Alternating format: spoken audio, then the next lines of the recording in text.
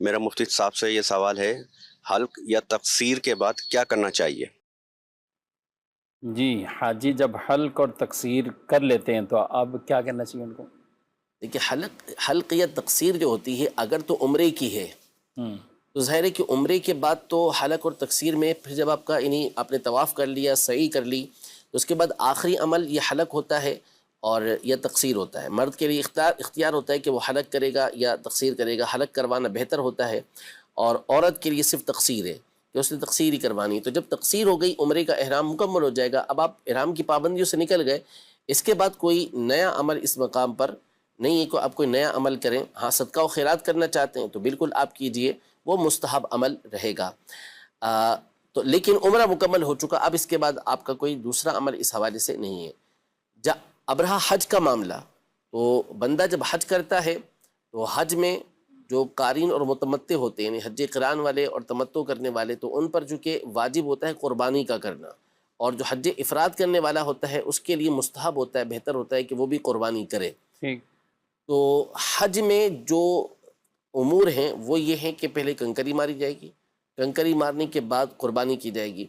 قربانی کرنے کے بعد اس نے حلق کروانا ہے، یا عورتیں ہیں تو تقصیر کروائیں گی، مرد کا بھی بہتر طریقہ یہ کہ وہ حلق ہی کروائے، سنت مبارکہ ہے، لیکن اسے بھی تقصیر کی اجازت دی گئی کہ ایک چوتھائی سر کا ایک پورا بال وہ کاٹ لے گا تو بھی وہ جو اس کے اوپر احرام کی اکثر پابندیاں ہیں وہ حج میں ختم ہو جائیں گی۔ جو حاجی ہے، اب اس نے جب یہ کام کر لیا، رمی بھی کر لی، کنکریاں مار لیں، قربانی بھی ہو گئی، اس کے بعد اس نے حلق بھی کروا لیا، تو اب جو سنت طریقہ کار ہے اس کے مطابق اس کے اوپر طواف الزیارہ باقی ہے، یعنی اب اس نے طواف الزیارہ کرنا ہے۔ تو جب آپ حلق کروا لیتے ہیں، تقصیر کروا لیتے ہیں، تو احرام کی باقی ساری پابندیاں ختم ہو جاتی ہیں، البتہ میاں بیوی کے جو آپس میں معاملات ہوتے ہیں وہ حرام رہتے ہیں، اس کی بھی اجازت نہیں ہوتی، وہ طواف الزیارہ کرنے کے بعد ایک دوسرے کے لیے حلال ہوتے ہیں۔ تو طواف الزیارہ کرنا یہ بندے کے اوپر لازم ہوتا ہے، طواف الزیارہ حج کا رکن ہے۔ تو جو آپ کا سوال ہے وہ اگر حج سے متعلق ہے تو حج میں پھر یہ ہے کہ حلق اور تقصیر کرنے کے بعد پھر آپ نے طواف الزیارہ کرنا ہے، پھر اس کے بعد اگلے دن 11ویں اور 12ویں کی رمی، اور بہتر ہے کہ سنت کے مطابق 13ویں کی رمی بھی آپ کریں، اور پھر ایک اور واجب طواف وداع کا ہوتا ہے وہ آپ نے ادا کرنا ہے۔ طواف الزیارہ کے بعد اگر پہلے کوئی سعی آپ نے نہیں کی تھی تو پھر اس صورت میں طواف الزیارہ کے بعد آپ نے سعی بھی کرنی ہے۔ ٹھیک ہے۔ اچھا یہ جو نارمل عمرہ کرنے میں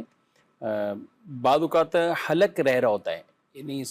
صحیح ہوگی، اب حلق رہتا ہے، حلق کے لیے باہر جانا ہوتا ہے، تو اب وہ وہیں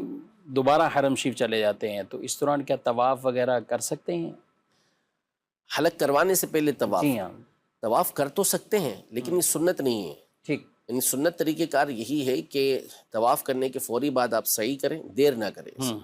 اور سعی کر لی تو پھر اس کے بعد آپ ابھی احرام سے باہر نکلے نہیں، نیا عمرہ نہیں کر سکتے آپ صحیح۔ جب تک آپ احرام کی جو ہے وہ پابندیوں سے باہر نہیں نکلیں گے، اور وہ نکلنے کا طریقہ یہی کہ آپ حلق کروا لیں۔